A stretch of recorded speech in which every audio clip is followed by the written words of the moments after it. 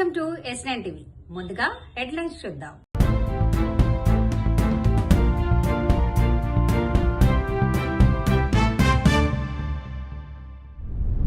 Family registration ఫారాల పేరుతో దందా, ముసలి మహిళలే టార్గెట్, మానవ ఏనుగు సంఘర్షణకు శాస్త్రీయ పరిష్కారం, దేవాదాయ శాఖ భూముల రక్షణకు టాస్క్ ఫోర్స్.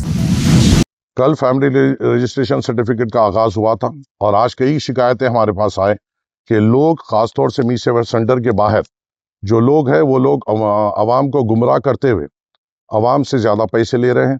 मेरी फिर से आप तमाम के ज़रिए से आवाम से गुजारिश है कि कोई भी फिजिकल फॉर्म अगर आप भरते हैं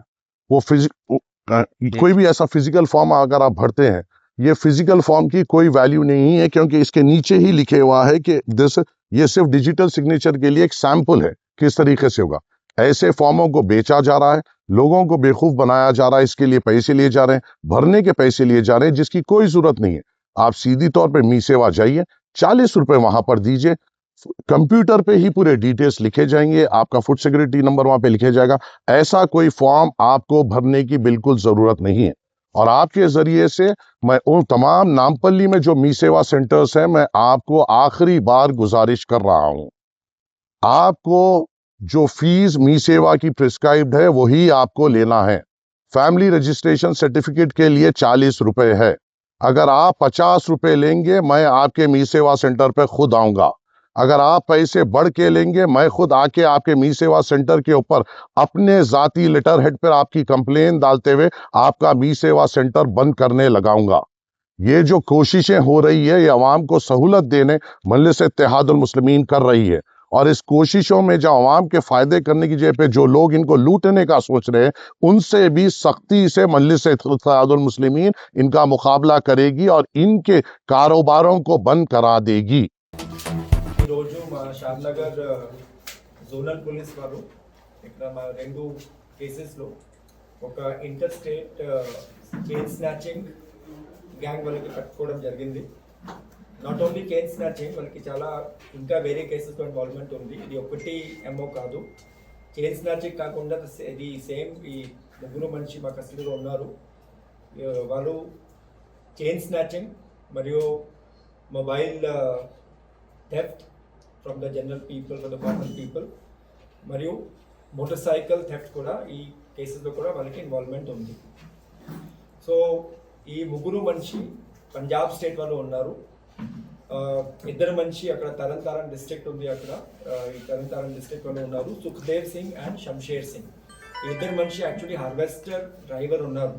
సో మా దగ్గర ఇప్పుడు ప్యాడీ క్రాప్స్కి హార్వెస్టింగ్ ప్రాసెస్ జరుగుతుంది రాష్ట్రంలో. సో దానికోసం ఇప్పుడు పంజాబ్ నుంచి ఇక్కడ వచ్చారు, రెగ్యులర్గా వస్తున్నారు. ఇంతకుముందు జూన్లో కూడా వచ్చారు, తర్వాత ఈసారి రీసెంట్లీ ఇప్పుడు జూలైలో కూడా వచ్చారు. కేశంపేట్ మండల్లో వాళ్ళు ఈ పని కోసం వచ్చారు. సో అక్కడ ఇది హార్వెస్టింగ్ పని చేశారు అప్పుడు. సో ప్లాన్ ఏమిటి, ఇది హార్వెస్టింగ్ కంప్లీట్ అయిపోయిన తర్వాత వాళ్ళు వాపస్ వెళ్తున్నారు, పంజాబ్కి వెళ్ళాలి. సో ఈ ముందు ఇక్కడ ఈ చైన్ స్నాచింగ్ లాగా పని చేసి ఇది అఫెన్స్ చేసి ఫాస్ట్గా వెళ్తారు. తొందరగా ఇక్కడ ఎస్కేప్ అయితే డిఫికల్ట్ టు డిటెక్ట్ ఆల్సో. ఒకసారి మా రాష్ట్రం నుంచి బయట వెళ్తే it is difficult to find out. ఎందుకు అంటే ఇంతకు ముందు లాస్ట్ మంత్ జూన్లో కూడా వాళ్ళు సిమిలర్ అఫెన్స్ చేశారు. జూన్లో కూడా ఇక్కడ వచ్చి అప్పుడు మహబూబ్ నగర్లో పని చేశారు. అండ్ ఆ టైంలో ఈ వనపర్తి జిల్లాలో కొత్తకోట ఏరియా ఉంది, అక్కడ నుంచి కూడా సేమ్ చైన్ స్నాచింగ్ అప్పుడు కూడా చేశారు.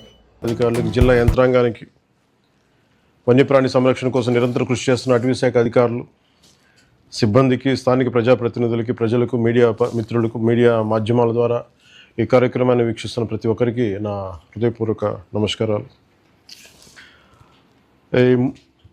పోయిన ఎన్నికలప్పుడు పార్వతీపురం వచ్చినప్పుడు ఈ సమస్యని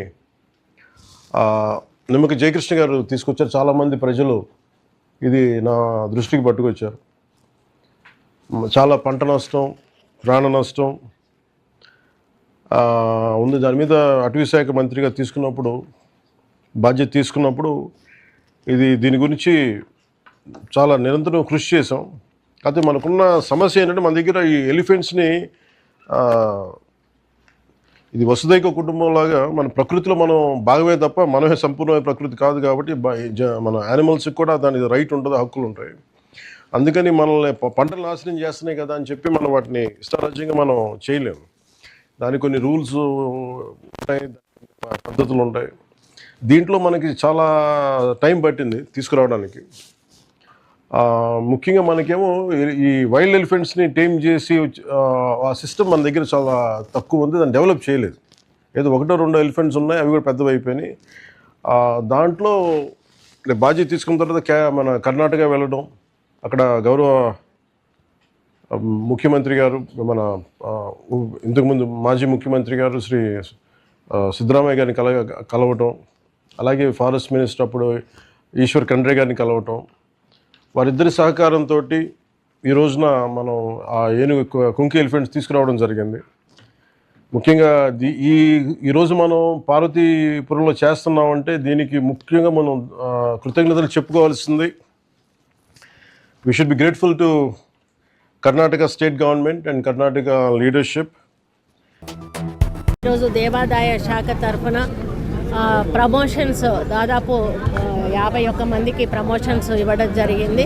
అంటే వాళ్ళందరూ కూడా దశాబ్దాల తరబడి 20 ఏళ్ళు 30 ఏళ్ళ నుంచి కూడా ప్రమోషన్ల కోసం ఎదురు చూస్తూ ఉన్నారు. చాలామంది రిటైర్మెంట్కు దగ్గరలో నెలల తేడాలోనే రిటైర్మెంట్కు దగ్గరలో ఉన్న వాళ్ళకి ఈరోజు మేము ఈవోలుగా ప్రమోషన్ ఇవ్వడం చాలా హ్యాపీగా ఉంది. వాళ్ళు అనుకున్నారు అసలు మేము ఈవోగా రిటైర్ అవుతామా కామా అనేటువంటి ఒక సందిగ్ధంలో బాధలో వాళ్ళు ఉన్న సమయంలో మరి మేము మా డిపార్ట్మెంట్ కమిషనర్ గారు అయితేమి, సెక్రటరీ గారు అయితేమి, ఏసీలు అయితేనేమి ప్రతి ఒక్కరూ కూడా చాలా పట్టుదలతోటి ఈ ఫైల్ అంతా కూడా మూవ్ చేసి ఈరోజు వాళ్ళ చేతికి ఆర్డర్స్ ఇవ్వడం జరిగింది.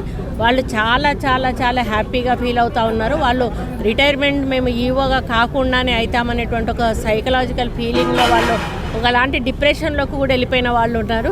ఈరోజు వాళ్ళు ఎంతో సంతోషంగా ఆర్డర్స్ తీసుకోవడం మాకు కూడా హ్యాపీగా అనిపించింది.